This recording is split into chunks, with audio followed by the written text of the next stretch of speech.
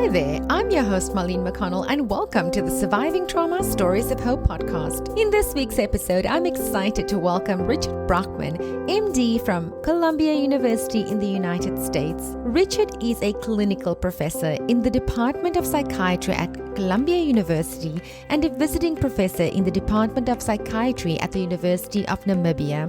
Richard has been honored with several prestigious awards. Also a playwright, his show has been produced both off-Broadway and on international stages.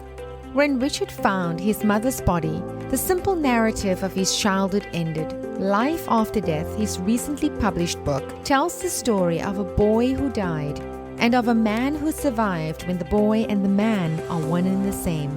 It tells a very personal, yet tragically common story of irredeemable loss.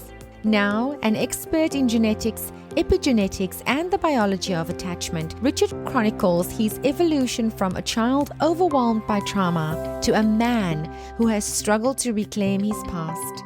He lays bare the core of one who is both victim and healer. By weaving together childhood despair and clinical knowledge, Richard shows how the shattered pieces of the self, through never the same and not without scars, can sometimes be put back together again. It has been my pleasure to have Richard join me on the podcast, and we had a wonderful conversation. Thank you to my listeners for joining me on this journey. Comment on the post on Instagram, Facebook, and LinkedIn, and let me know what you think of this episode. Also head to Amazon.com and takealot.com and get your copy of my book, Ray of Light, and please leave me a rating and review. It would mean the world to me. Also, please check out my website and download your free journal prompt and relaxing meditation on the resources page. As always, stay tuned and keep listening. Welcome, Richard. I'm so excited to have you join me today on the Surviving Trauma Stories of Hope podcast. Welcome. How are you doing? Doing well, thank you. It's really a pleasure to be here with you. I look forward to this. Yes. I always welcome authors to my podcast because I'm always intrigued by the incredible stories that authors tell. You know, as storytellers, we tell our incredible stories and we have to always dig really deep when we put those words to the page and we create that piece of art. And so it's inspirational for me to speak to authors like yourself because the audience can take so much value from the topic that you speak on and this the way that you present your story in your book. And yeah, so I'm quite excited about addressing that and speaking about your book. I must confess, Richard, that I went on to Amazon and I pulled off some of the reviews for your book because I wanted to get a feel for how the book was received. And some of the reviews that you've got was just absolutely outstanding. And this one in particular, and I'm going to read it because this one in particular was just incredible for me. It says, a beautifully written, artfully structured retelling of a traumatic childhood experience and the process that led to eventual healing. The deeply personal is interwoven with scientific explanations of how trauma is passed from mother to child and the interplay of memory, emotion, and biology. When I read that, I said to myself, this is a book that my audience definitely can benefit from. So first of all, congratulations on the publication of your newly released book. Let's start by talking about traumatic experiences. For me, when I think of traumatic experiences, they usually start with an event, an instigating event, something that either happens to us, and then we have this experience. And the experience is sometimes different for everybody because it can either be an experience that is traumatic or it can be an experience that is not traumatic, given the same instigating event and the reaction to that. And then there is our response to that experience, which is an emotional, a psychological, and also a physiological response. And I think you touch on that in your book. Now, you have a personal experience and connection to the story that you tell in the book, and then the outcome that you present to the reader. Shall we start with your personal story? Sure. Just you mentioned that traumatic memory is being in a bad situation does not mean it's traumatic. That basically there's a psychology of trauma, but there's also a biology of trauma. And traumatic memory, the kind that leads to sometimes PTSD, but just or the kind of memory that's so powerfully ingrained in one's mind, it usually implies that you felt as if you had no control over the situation, and you felt as if you have no control over the outcome. So whatever was going to happen no longer depends on you. So it's tremendously different to be in a fire if you're a firefighter as opposed to if you're an innocent bystander or something in a fire. That makes a tremendous difference as to whether or not you feel out of control or not.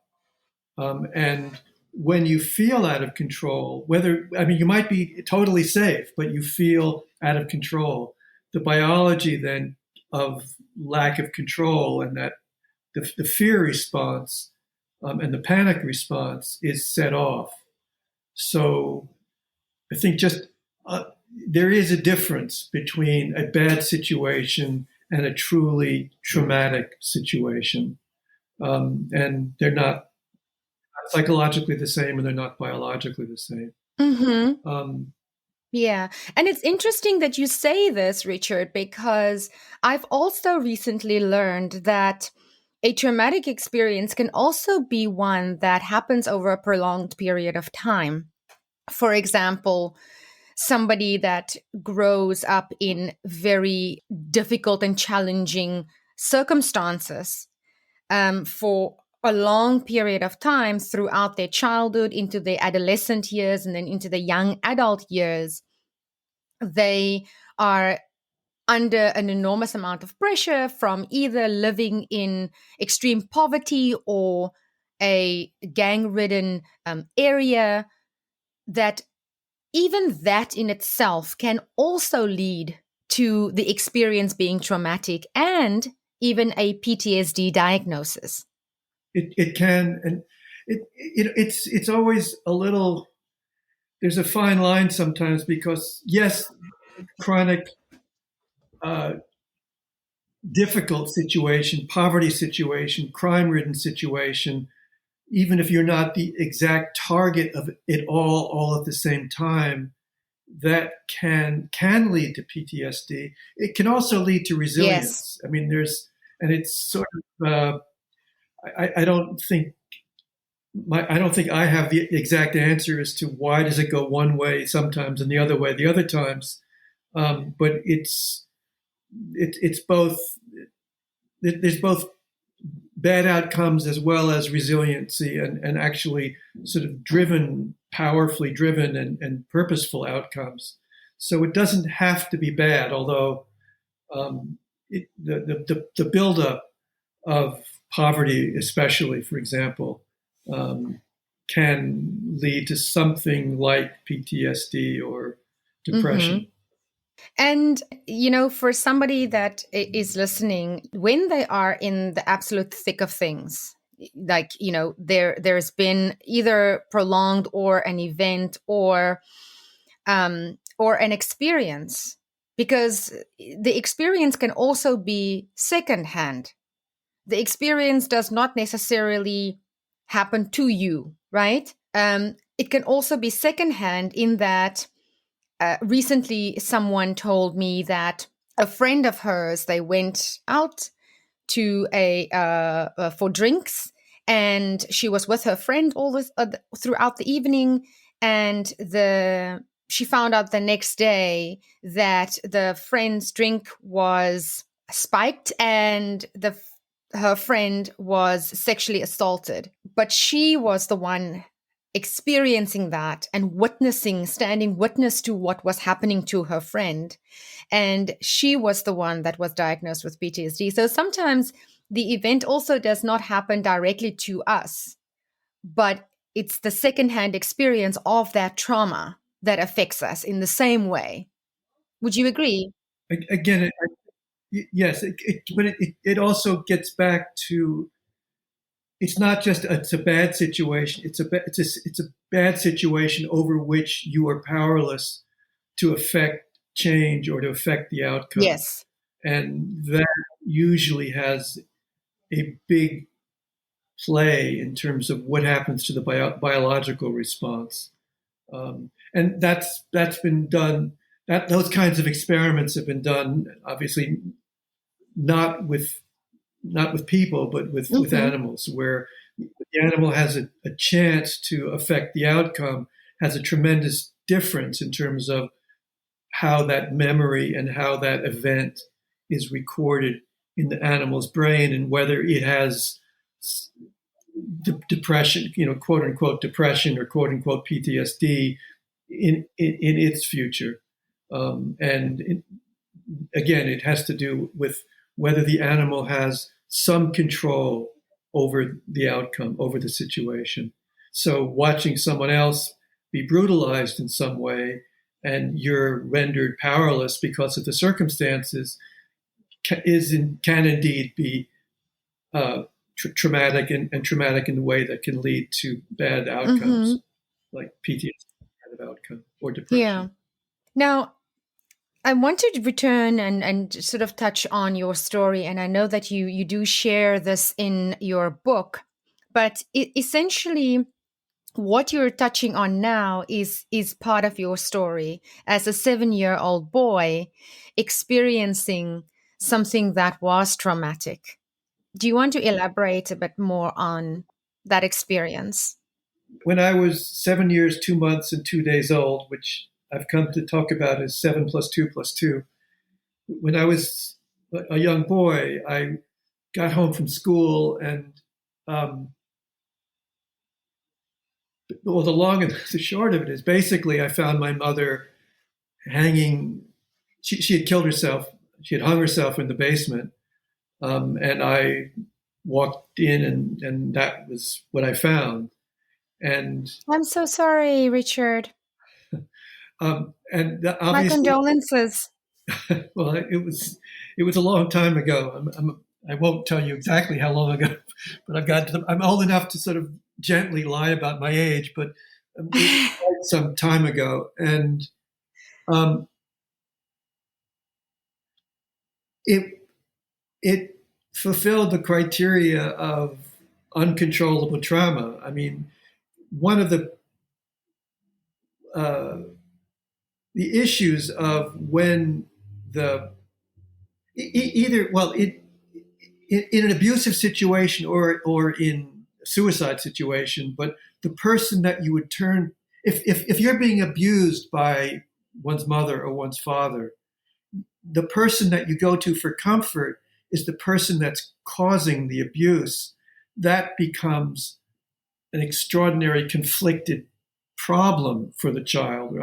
Problem isn't the right word, but contradiction for the child. And when I saw my mother dead, hanging in the basement, the person I would have gone to for comfort is the person that I had to, in that moment, run away from and get away from, because it was overwhelming. So it creates a lot of contradictions. And to whom does one go to for comfort when the person that's causing the stress, if you will, your mother, is the one you would have gone to? And obviously I couldn't go to her at that point. Yes. And for a little boy, that must be so confusing and terrifying at the same time. I think that confusion and terror is what led to a lot of chaos for me in terms of decades of my life, in terms of trying to make sense of it. And as you have talked about, in terms of writing your story, how you come to some control and some understanding, but really come to some control over your situation.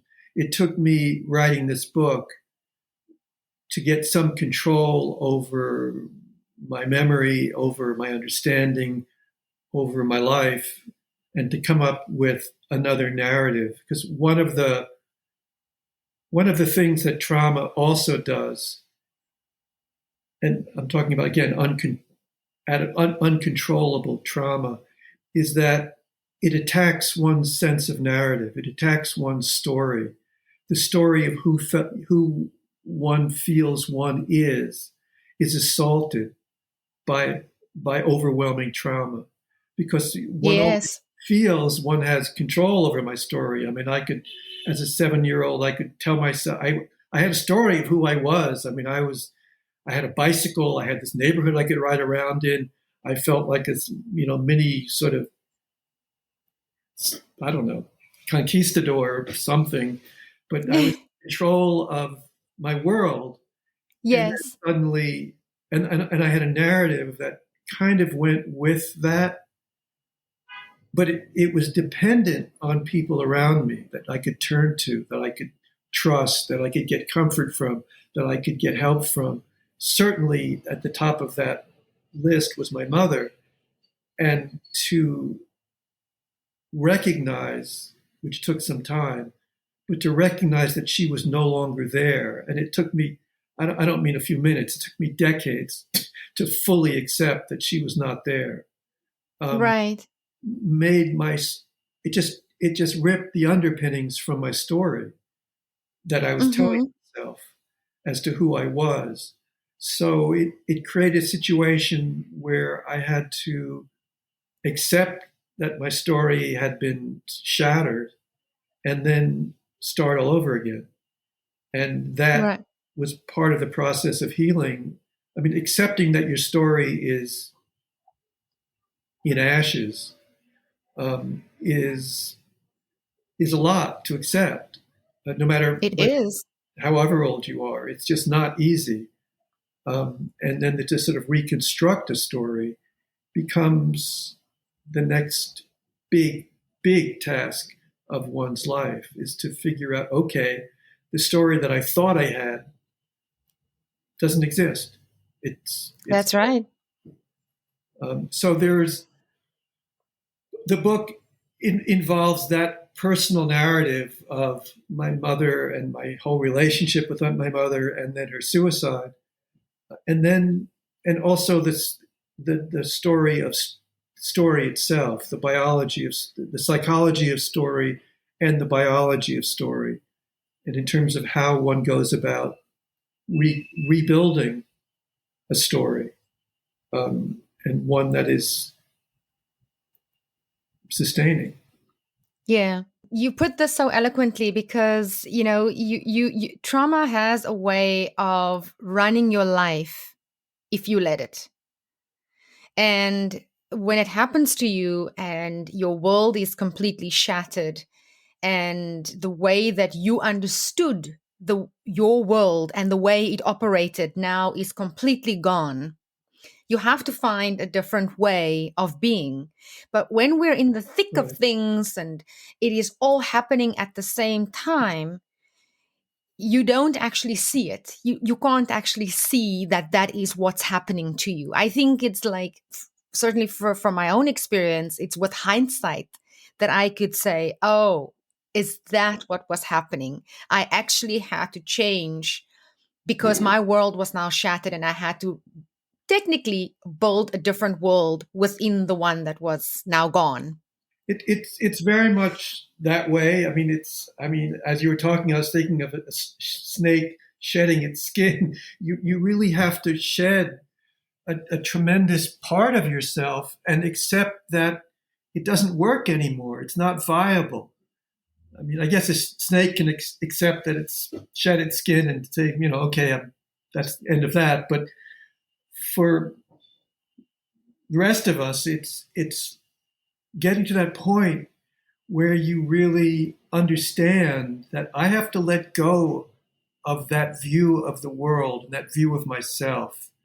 I have to let go of my sense as a victim and start rebuilding, and that I can safely do that. And to let go of the story that had sustained you for however many years it's a big process. And it takes, and anyway, for me, it took literally, it took several decades. And I think for anyone who's been through a significant traumatic event where everything that one believes is thrown into question. I mean, am I safe? Am I secure? Does what I used to believe, is it still valid? All those things become suspect, and one has to let go of however one put the world together. You have to let it go and recalculate from the ground up, and that's a daunting task, and it takes time. And I think one of the things about recovery from trauma is that it takes time, and there's a long period where one has to accept the vulnerability of the fact that I don't have that story anymore. I don't have, my identity has really been challenged and broken, and I have to let go of whatever sustaining fragments I've been using to hold it together. Probably those need to be discarded as well. So when I think of suicide, one of the questions that I always have for the survivors of someone who experiences suicide of a loved one is, and I hear it often, they seek answers and they can never find the answers to their questions that they have. And that is sort of a big part of what holds them captive from freeing themselves from that experience that is so traumatic. It's constantly going back and forth, trying to find the answers. You put your finger on for me at any rate, what was the central issue for my life as a youngster, as a teenager, as a young adult, well into my 20s, for many, many years. Keep seeking answers and keep turning to my mother, who is dead, and demanding that she give me answers. And what that does is it's the refusal to let go of the story, of the narrative that you had before the violence, before the trauma. And you hold on to that and keep it and maintain it and somehow forge it into this false narrative that becomes your new narrative, but it's a really false and defective narrative that you stick with and keep demanding one answer or another from it. And it never really fulfills that because it's a false narrative. And I certainly had, well, as I said, many, many years where I kept demanding an answer from my mother, from her soul. Well, that became my narrative for many, many years. And I would imagine that at some point you had to get to a place where you had to grieve the little boy that never got the answers and that couldn't take a different route in his life in order to let him go, well, again, in order to set him free. Well, exactly. Right. I'm not sure if you've read the book, but it sounds as if you sort of intuited something that that boy who was 7+2+2 basically died That's right. when when he was 7 years old. And, he was me and he wasn't. I mean, obviously I was that same, cellular structure, the DNA of that child, but the boy really was dead. And I didn't know that. It was as if I was carrying this corpse, not as if I was literally kind of carrying this corpse of this 7-year-old child that was me with me for many, many years. And when I finally resolved the issues with my mother, I also resolved the issues with this boy and pretty much buried them both finally at the same time. And it was a huge release for me to mourn them both. I wasn't just mourning my mother; I was also mourning the boy that died with her on that day. Yeah. Yeah. And again, I didn't realize that I was carrying a corpse for probably 25 years, or I don't know how many years, but for many, many years. And it becomes, to rid one, to let go. It's not to rid one, but to release that is a process. And would it be better if I could have let go of them, when I was 7 years old? Sure, but I couldn't, and I don't think most people who suffer trauma can't. They have to go through the process of really letting go, and it means letting go of the person who's dead, the parts of you connected to that person, but also the whole story that you have entwined with that person. And the closer that person is to you, the more entwined your story is going to be. And then letting go of that story becomes it's very hard. It is. Hard. And it doesn't just happen. It doesn't just happen because you say, okay, I'm going to let go. Boom, I've let go. There has to be usually some emotional catharsis in which you sort of have an awakening. And then you say, okay, I'm going to let this little boy go. I'm going to let the soul of my dead mother go. And both of those happened. You talked about earlier about keeping that in a cage. And I really felt that I kept my mother's soul imprisoned in a cage, in a bird cage. I mean, I had a bird back as a kid. So I sort of had this bird cage. So it's always there. And I figured, I didn't really fully imagine it, but in retrospect, it was as if I kept my mother's soul imprisoned in that bird cage until the final moment when I said, when I could release her, and I let her soul go. And that was an extraordinarily cathartic moment for me. It allowed a new story.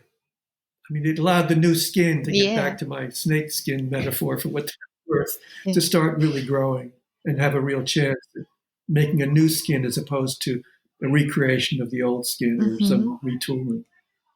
And so what does life look like for Richard, who experienced the rebirth? There's a bit of a sort of a story in terms of how I got there. I was never. My mother had bipolar depression, which is a very severe psychiatric illness.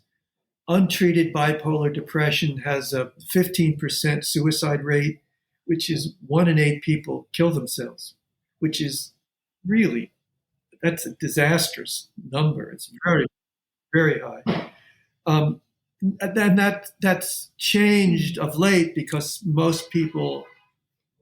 It's very high. Well, there's a better treatment now for bipolar depression than there was when my mother was a young woman. So there's just a better outcome. But when she had the illness, the outcome was pretty well. It was a 1 in 8 suicide rate, so she was in that category of those that didn't survive. So after she killed herself, I spent a lot of my youth, misspent youth, trying to get her to answer why she had done this to me, as if it was something she had done to me. And I never became frankly suicidal. I mean, I never said, okay, I'm going to take an overdose and see what happens, or I'm going to cut my wrists, or I'm going to do whatever. But I lived a somewhat parasuicidal life, that I would take risks that were unnecessary. I chose risk-taking behaviors to see if my mother would keep me alive or not.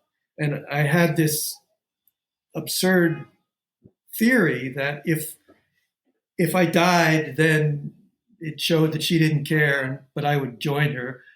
Or if I stayed alive, then she did care and she saved me. So, and that was what it was. And so I would that's how I live, whether, with different forms of just dangerous activities. Yeah. But it was also a way for you to cope. Well, it was a way to cope, but it was also a way to keep a certain story alive in me of she was still with me.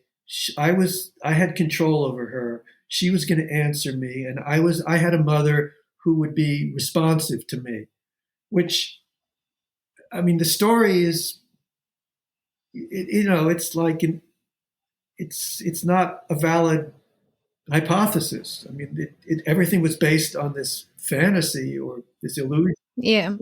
And so I kept that going for many, many years. And so my identity was in pursuit of an answer from my mother. And at a certain point in time, I had to give that up. I had to give her up. I had to let her die. And that was, and I had to let that boy who was, holding on to her skirt, saying, "Mommy, mommy, mommy, tell me this, tell me that." I had to let go of both of those. And when that happened, that gave me a certain freedom to sort of say, I'm not getting an answer. I don't really know why she did this. I think it was illness and not a willful act. And I'm letting her go. And may her soul rest in peace. And let my story begin. Let a new story begin. I think, but again, that took 20 odd years before I got to that point. And a lot of, one can call it acting out, call it whatever, that's sort of the diagnosis, but it's like, whatever. It was my attempts to come to terms with her, but because that boy was still part of me, I was still holding on to him as well as holding on to her. Mm-hmm. And then at a certain point in time, I was able, there are any number of things that I'm leaving out that also happened that allowed me to sort of get on to, okay, there is no really good answer, and the only answer is that there is no answer other than illness. She didn't choose to die. She was unfortunate and died, which I had to accept. Yeah. And I think that with a lot of, sometimes suicide has, there are certain answers sometimes. There are money problems, or I don't know, there's, certain issues when someone can say, okay, this is why that person in this moment. But with severe illness, there is no good answer. There's no willed answer in that moment. Yeah. Because I think the question there that people often, and I hear it often, they would say, "Why did this person take this decision without me?"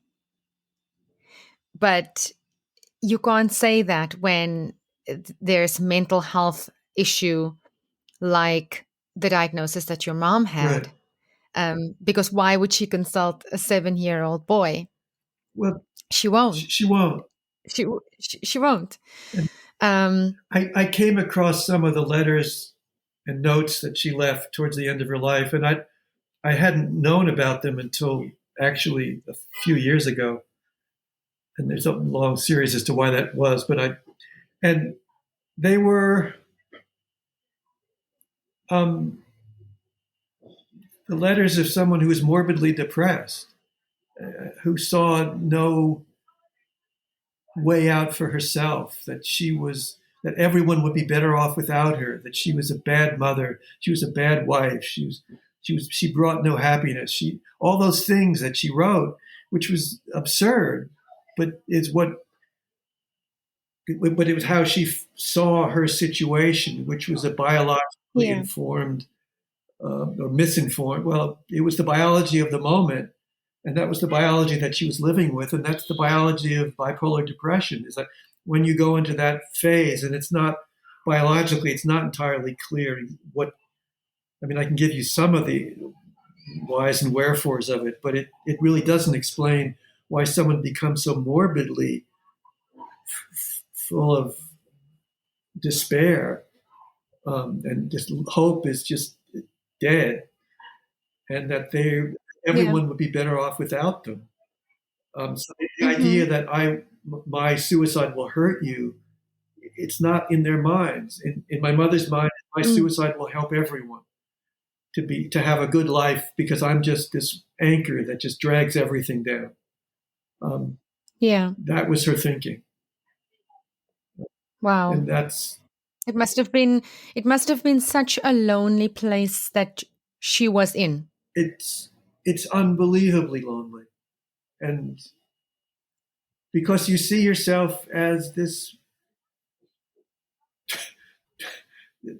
you're hurting everyone as you see yourself, and therefore the best thing you can do is disappear for everyone. Yeah, And you never really see that there could be some other way of looking at what's happening or what's going on. There is no outside of that vision when you're in that place.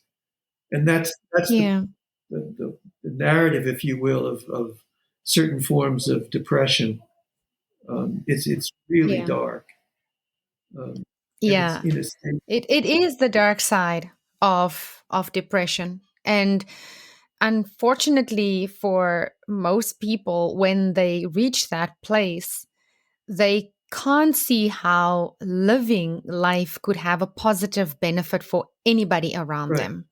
right, and And the better option for them would be to not exist well, in order to help everybody else to make their lives better. yes, Um, and I've also heard that when people make that, and being a psychiatrist, Richard, you would probably have better insight, but I've heard that once people actually make the decision and they know, because it's obviously something that they have to plan ahead in order to execute.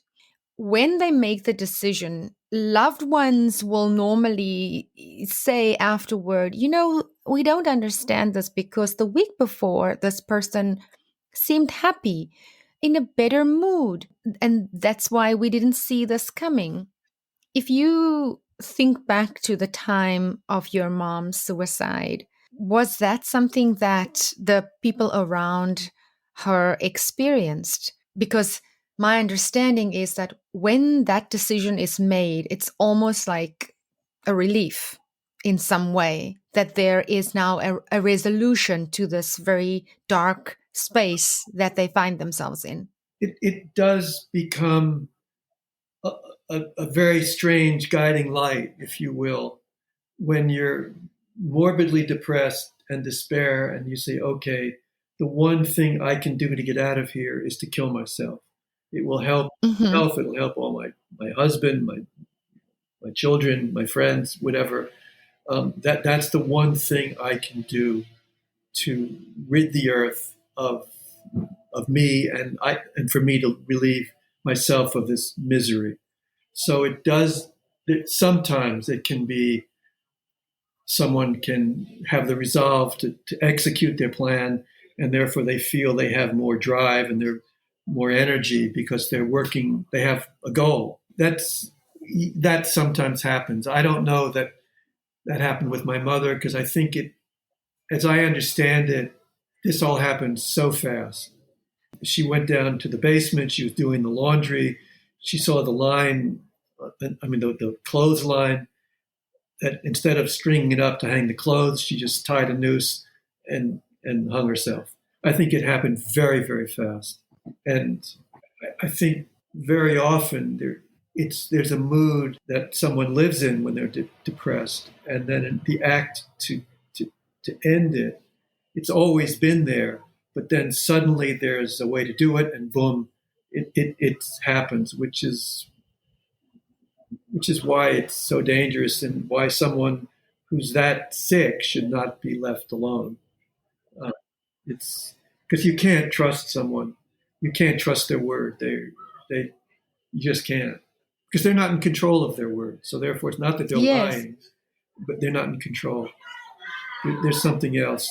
It's a different part of the brain that's in control, and the pain of depression, that kind of depression, it's severe, and it's biologically very severe, and you feel like you'll never get out of it. So therefore, I'm not going to. Why live this way? Why live in Yeah. constant suffering?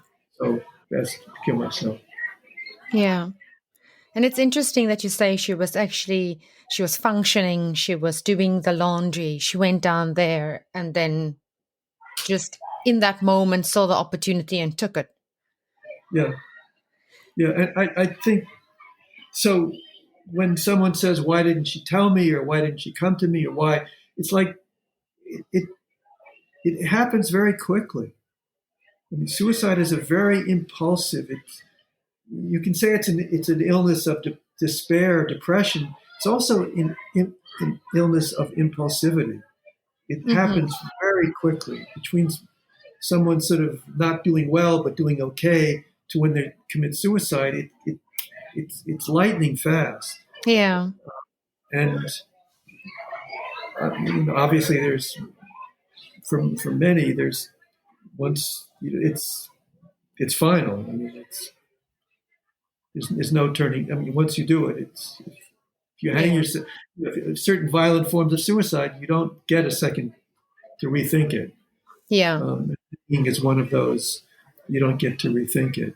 Yeah. And the impact on those around us can carry on, like we've seen in your story, Richard, for decades. And that is also the impact that trauma has. Trauma Yeah. stays with us if we allow it to stay with us. And it informs the way that we live. It informs our decisions. It informs our thoughts. And so the way that we conduct ourselves, the way that we live our life, the narratives that we tell ourselves is as a direct result of what happened to us in that experience. Yes. Also, the role, because trauma leaves you feeling out of control. Trauma also leaves one feeling victimized, and the victimization is there for a long, long time, if not for the rest of Mm-hmm. one's life. And getting outside of that space of being the victim is part of the task of recovering from Yeah. trauma. And that's a very important point to get to in your life, where you no Yeah. longer say, poor me, because I am the first one to confess, and I mentioned this in my talks, that was the thinking as somebody who experienced a traumatic event. You may not say it, but it's in your behavior and it's in your subconscious mind that poor me, why did this happen to me? And it isn't until you Right. actually bring that into your conscious mind and actively start to change that narrative of being the victim in the situation that you can actually make that shift, that life altering, life transformational shift that I recommend to everybody, to becoming a survivor and actually owning what Yeah. happened to you. And when I say owning, I don't mean that everyone should get behind a microphone or get on a stage and start talking about it to the world. But even if you can, in your own home, have that conversation with the spouse, have that conversation with a brother or a sister, have that conversation with your parents. And, from the home, perhaps in your community, making those small changes is sort of where it starts. But it's important to own that story and say, this is what happened to me. I think in doing that, it's incredibly liberating, and it is one of the acts that can set you free. Yes, and it's also one of the acts that can set you free and set you onto the path of being passive. And the victim is the passive role, moving from the passive role of the victim to an active role of, and what the active role is kind of, that's every individual's journey to figure out exactly what your active place is going to be. And it usually incorporates in some way the traumatic event. You have to metabolize it in some way. But I think you're right. You have to metabolize it actively. And because one of the big issues of Yeah. trauma is that you can spend the rest of your life feeling victimized, feeling passive, feeling unable to move past it. And that is a Hmm. tremendously problematic sequelae of trauma. I think it's the challenge. And it's not one that, again, can be resolved quickly or easily, but it's a process. Yeah. And I think something that you also mentioned earlier was, in that process that you go through to get to this point, there is an awakening. And I think it's important that you lend yourself to that awakening, to that surrender, um, and not resist it when it comes knocking on your door. Right. And also you're right. And often that awakening comes as a surprise. You don't plan for it. You Yeah. can do things that are transformative in yourself, but then the awakening itself usually is, wow. It's a very, it takes you by surprise, which is part of the excitement of it. I mean, it occurred to a certain degree earlier in my life, but a lot also it occurred when I was writing the book. That sense of surprise of, oh, wow, and that there's that the change that occurs Yeah. That's is, beautiful. It's so beautiful when that happens. oh, it's well, surprise is always kind of surprising. Yeah, um, but it means that even though you're doing the work and you've lent yourself to be open to these new experiences, new ways of being, new ways of doing, new ways of thinking, that it when you have those moments, it's confirmation that it actually happened organically within you. And that's the best yes, confirmation you can have, because right. you And it's also, it happens in that moment. It's not something that you think about and yes. remember. It's like it's Yeah. happening, live right Yeah. now. And that That's very exciting.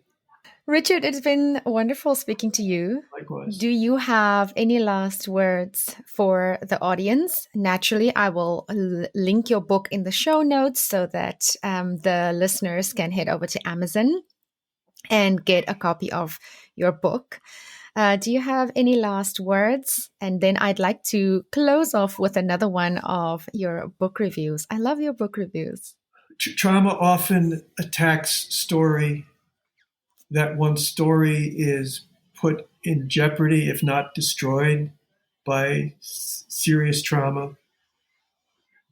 And that the task that I feel must be taken up is acceptance of the fact that your story has been damaged, seriously damaged, and you need to start rebuilding it. Maybe even rebuilding the entire narrative of who you think you are. But that becomes a very, very exciting and thrilling and surprising journey in itself. And it's part of the recovery from trauma, is the recreation of that void. And I think that the listeners will be surprised. It's very daunting and scary to go through that process of letting go of parts of who you thought you were for all those years. But you'll be surprised at the wonder and the marvel that you can find on the other side if you let go. Yeah.